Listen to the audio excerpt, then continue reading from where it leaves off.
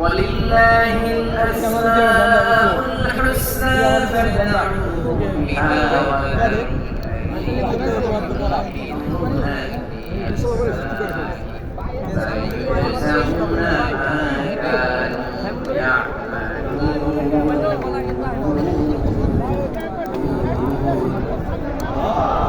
আল্লাহ বলেন আমার এই সুন্দর সুন্দর নাম আছে, অনেকগুলো গুণবাচক সুন্দর নাম আছে, তোমরা এই নাম ধরে আমি আল্লাহরে ডাকো।